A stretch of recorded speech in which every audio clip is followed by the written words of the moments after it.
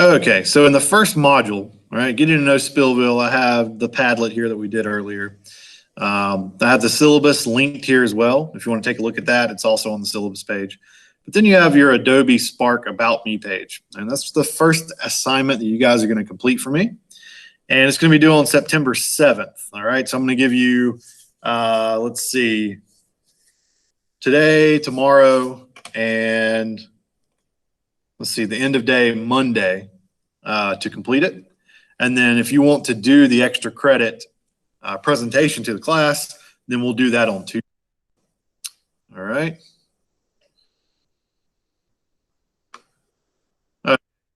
Felicity, we'll get you squared away in just a second, okay?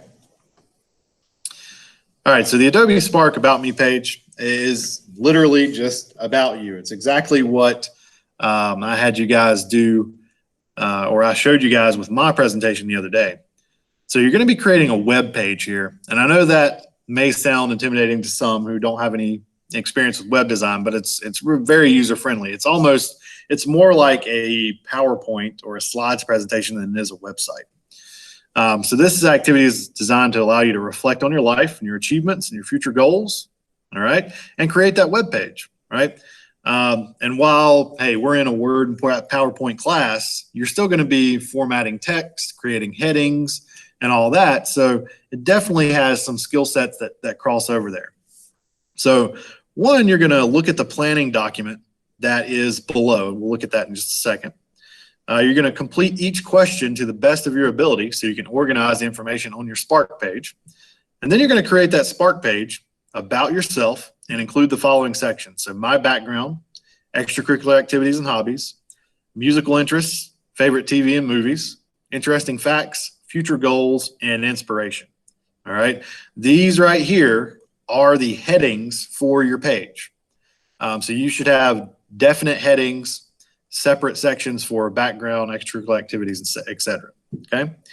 What I want you to consider for your page, all right, and we'll take a look at the rubric in just a second, is you want to use high quality images, and I'm going to show you how to do that. You want to include your headings, just like I just said. Use proper grammar so your message is not muddled, right? And then, we haven't reviewed any graphic design topics yet, all right? But hey, we're going to create a page that is aesthetically pleasing. That means obviously it's pleasing to the eye. People want to look at it, right? So if you'll click this link, or when you get a chance to go to the assignment, this link is going to take you to the rubric for the assignment. And basically you have 16 points available to you on this, all right? And you're going to be graded on the required elements. Did you include all the required elements? Quality of your images. Did you choose to implement quality images that are high res and sharp, right? Quality of content. So basically, did you answer each question fully and then pull it over to your page in the appropriate manner? And then grammar and conventions. All right, so you can score a 4 on each one of these. However many points you get out of 16 will dictate your score as a percentage. All right. So a couple of things I want you to be aware of. So if you include all the elements that I tell you to, you're going to get a 4 on required elements. All right. If you leave out 1, you're going to get a 3. You leave out 2, you're going to get a 2. If you are 3 or more, you're going to get a 1. Okay. So I try to keep these very user friendly for you guys. So, hey, well, I want to score a 4, but it's crunch time and I know what's going to happen if I don't include one of those required elements. Just know, right? You don't include one, you get a 3, right? High quality images with no pixelation. So keep that in mind. And again, I'm going to show you how to access those things in Adobe Spark. Each student answered their section to the best of their ability and fully explained the required task, all right? I want you to consider that. Fully explained the question that it's asking you, and we'll look at the document in just a second.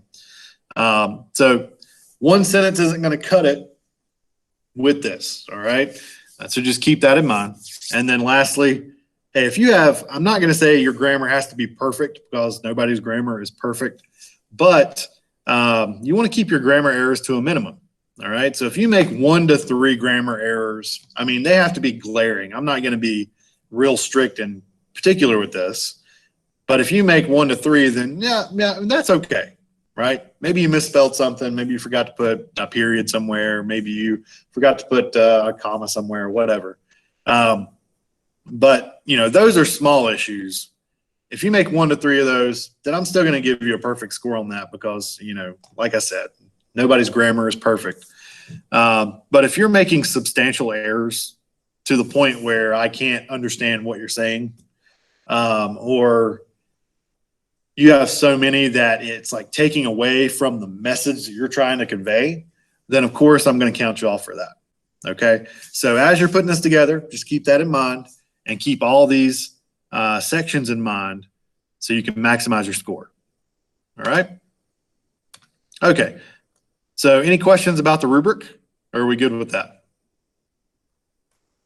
Okay, let's see. Okay. All right. So if you scroll down to the bottom of the page, you're going to have an embedded Google Doc here. All right. And this is a Microsoft Word class. This is the only assignment I'm using this for. All right. So, don't go tell somebody. But basically when I'm using Google Docs, and if you have me for other classes, I'll definitely utilize this as well. I like to embed my docs into the assignments just because it cuts out a step. So you should have this box at the bottom of your screen, and it may ask you to authorize your Google Drive account. All right. If it asks you to do that, please do so. And then what that's going to do, it's going to link your Google Drive to your Canvas.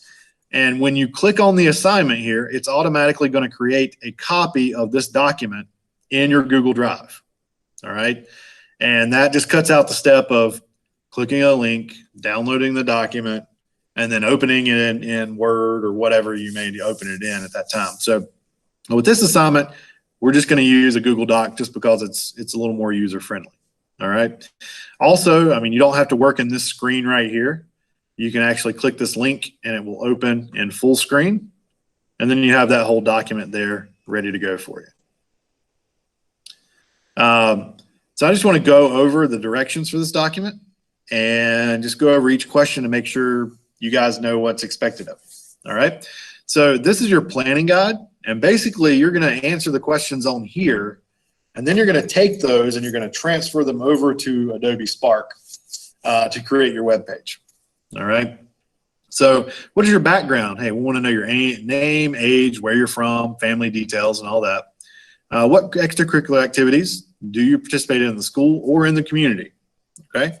What hobbies do you have? Well, 2 to 3 items there. What are your interests related to music? 2 or 3 examples, maybe favorite genre, favorite band or musician. What are your favorite TV shows or movies? 2 to 3 examples there as well. What are 3 interesting facts about yourself? Maybe some talents you have, maybe some things you've experienced throughout your life, etc. What are your goals for after graduation? What college do you want to go to? What do you want to major in? You're going to go to the military. Maybe you want to go in the workforce, right? So you can tell me what you want to do with your future there. Who is one person that inspires you in your life and why? And what have you gained from them, right? It could be knowledge, wisdom, experience, whatever, okay? It could be a relative. It could be, a celebrity. It could be a YouTuber. It could be whatever, okay? As long as you give me something there, someone who has inspired you and during your lifetime. And then lastly, you're going to paste your published Spark link in this box, all right? And I'm going to show you how to do all that in just a little bit, okay? So any questions about the planning guide? I think it's pretty straightforward. Okay, all right. So I'm going to do a quick demo of Spark and run you through the features and all that. And Felicity, we'll figure out something for you a little later. Maybe you can stay after class for maybe 5 minutes and we'll figure out what's going on with you as we transition here. So let me share this tab. All right, so you've created your Adobe Spark page now, and you're going to have a lot of options here. So you can do all this, social media, branded stuff here, but we're going to be creating a web page. So what you're going to do is you're going to click this plus button over here on the left-hand side, and you just want to go down to web page. So click the plus on the left-hand side and then go to web page. And what it's going to do is it's going to load up the website design template here so you can start working with it. All right. And this first part is going to be the actual title, I guess, or the home page of your website. So, for example, just like in my example that I showed you guys yesterday, I'm going to put my name here, right? And I encourage you to do the same. I can't type today. And then I'm going to put some sort of title below my name. You know, I'm a CTE business teacher, so I'm just going to use that there, right? And you can come up with whatever you want, maybe student at Oak Grove, artist, whatever you want to put. But the basic feature set of Spark is the pluses you have around here. Everywhere you see a plus, you can add something, all right? So this plus right here is just going to take you, allow you to add a picture to your header up here, all right? So you click plus, and the option will pop up for you, whatever options you have, and you just click them.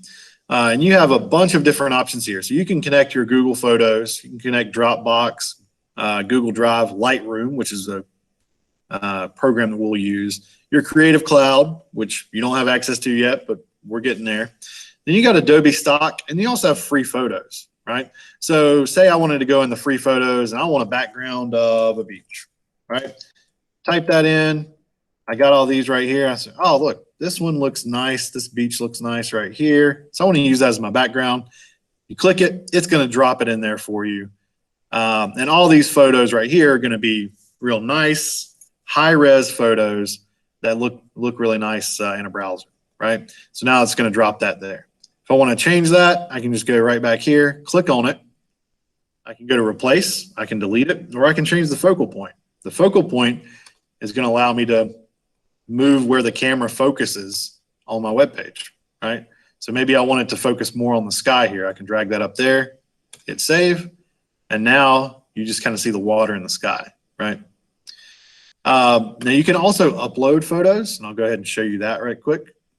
So say I want to upload my own photo. I can go to Google image search. Maybe I wanted to upload a photo of Spider-Man. I go to images, then I have all these here. Now what you want to make sure does not happen is you have a low quality pixelated photo. So all you would do is go to tools, size, large, and that's going to give you those high res photos to use. So say I like this one right here. I want to use that one. So I'm going to right click on that, click save as. And I throw everything on my desktop just because it's easier to find. So I'm going to save that. And then I can go back to Adobe Spark. I can click this upload button. I can go to that photo that I just downloaded. And it's going to upload that one for me, right? And throw it in the background just like those other photos. All right. So just make sure that when you're doing that, you're searching up images, you click that tools button right below the search bar and select large photos, right? All right, so let's take a look at the other features here. So I just showed you photo and all the options that are available to you there. Then you have text, and these, this is where you're gonna add those responses that you put on your planning guide. And really it's just copy and paste once you complete those questions. However, you do need your headings here. So H1 is going to be your section heading format, right? So you can click H1 and then say my background, right? And that'll insert that section there. And then I can click the next plus, go to text, and then just start typing, right? And I'll have my regular body text there. Now, if you want to look and see how it's going to look, or you want to see how it's going to look after you do whatever you're doing, you just click the preview button and it's going to take you to a preview view. And you'll be able to see it there, right? Other features you got, you also have adding buttons. So if you want to include a link to another website. So maybe you're talking about a certain band and you want to include their link to their website. So I can go on there and take a look at it. You just click the button icon here and you put in your URL and then whatever you want the button to say, and it'll insert a button on there to be able to take you to whatever URL you want to go to. You also have video. So one thing you can do here is if you're talking about music or movies, you can look up the movie trailer or maybe a music video of some kind on YouTube, and you just copy and paste the URL here and click save, and it'll embed that video into your web page. And then the last three options you have here are different setups for your web page. Now, a photo grid is going to be a photo collage. So like I had on mine, I had all the pictures kind of staggered and there together in each section. That's what that's going to do. So it's going to make a photo collage of any photos that you upload. The glide show is going to be, basically it's going to change the structure of your website to where you're going to have text that's floating over the top of your images. So as you scroll down the page, your images will scroll and your text will scroll in an inverted fashion, right? So it kind of looks like they're scrolling past one another. So really neat, but you got to have real high-res photos to be able to use that one, right? Because it's going to change the zoom and the look of each photo that you upload. And then lastly, your split layout is just that. Image over here, text over here, right? Last thing is you also have themes. So maybe you want to create a custom theme, you can do that here. But you also have these preset ones that are going to change the look of all images, text, and formatting for the website. So if I scroll up, you can kind of see here, Storybook's going to change that to be more whimsical. Trek's going to be kind of an outdoorsy type or rugged type of theme there. You got Nightcap's going to make everything capitalized there. We got Whimsy, another lighthearted thing. Vintage is going to make everything look old. Notice the picture in the background changed with it, right? Then you have other ones here that you can kind of look through, or you can kind of create your own there. All right. And then lastly, after you finish your web page, all you got to do is click the share button and go to publish and share link. All right. And when you do that, it's going to ask you for some details. All right. Pick education. That's what I always do. And then after you title your page and select education, you just click create link and it's going to render your website. This link that it gives you after that is the one you put in the blank that's on your planning guide. All right. So I'd click the copy button and then I'm going to go to my planning guide. I'll share that with you one more time just to show you. I'm going to scroll down and I'm going to paste it in that blank. All right. And that allows me to actually see your presentation. All right. So you got to give me that link that is generated after publishing. Let me switch back over to Spark here. If you send me this link, that's the actual link for your editor, your account, right? So that's not going to allow me to get into your Spark page to see it. All right. So make sure you send me the link that's generated here, not this link that's up here. All right. So do you guys have any questions about Adobe Spark or the assignment?